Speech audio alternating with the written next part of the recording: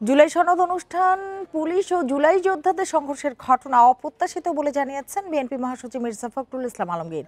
আর দলের স্থায়ী কমিটির সদস্য সালাউদ্দিন আহমেদ বলেছেন, এনসিপি সহ কয়েকটি রাজনৈতিক দলে জুলাই সনদে স্বাক্ষর না করলেও আগামী নির্বাচনে এর কোনো প্রভাব পড়বে না।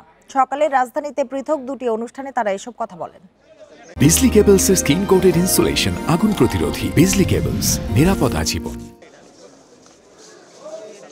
জিয়াউর রহমান ফাউন্ডেশনের ২৬তম প্রতিষ্ঠাবার্ষিকী উপলক্ষে নেতাকর্মীদের সাথে নিয়ে জিয়া উদ্যানে আসেন বিএনপির স্থায়ী কমিটির সদস্য সালাউদ্দিন আহমেদ।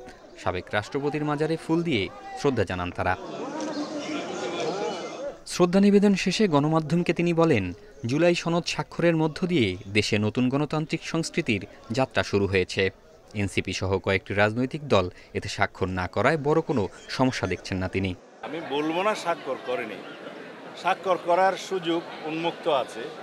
আশা করি তারা ভবিষ্যতে সনদে স্বাক্ষর করবেন। হয়তো তাদের কিছু দাবি দেওয়া আছে, সেটা সরকারের সাথে আলাপ আলোচনা করবে।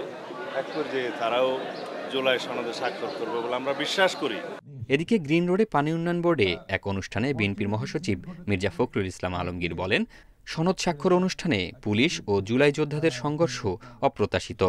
রাজনৈতিক দলগুলোকে দায়িত্বশীল ভূমিকা পালনের পরামর্শ দেন তিনি। পুলিশ এবং ছাত্রদের মধ্যে একটা আপনার বলা যেতে পারে যে একটা ভায়োলেন্সের ঘটনা ঘটেছে। এই সময়ে এই ধরনের ঘটনাগুলো খুব গণতন্ত্রকে সাহায্য করবে না। আমার মনে হয় যে সকলের অত্যন্ত দায়িত্বশীল ভূমিকা পালন করা উচিত, রেসপন্সিবল ভূমিকা পালন করা উচিত। কারণ এটা একটা ইন্টারিম গভর্নমেন্ট। এই গভর্নমেন্ট এখন পর্যন্ত যতগুলো কাজ করছে তারা ভালো কাজ করার চেষ্টা করেছে। আগামী নির্বাচনকে অত্যন্ত গুরুত্বপূর্ণ উল্লেখ করে সব রাজনৈতিক দলগুলোকে অংশ নেওয়ার আহ্বানও জানান বিএনপি মহাসচিব। গণতন্ত্রের দিকে জাহিদুল ইসলাম, ইন্ডিপেন্ডেন্ট নিউজ, ঢাকা।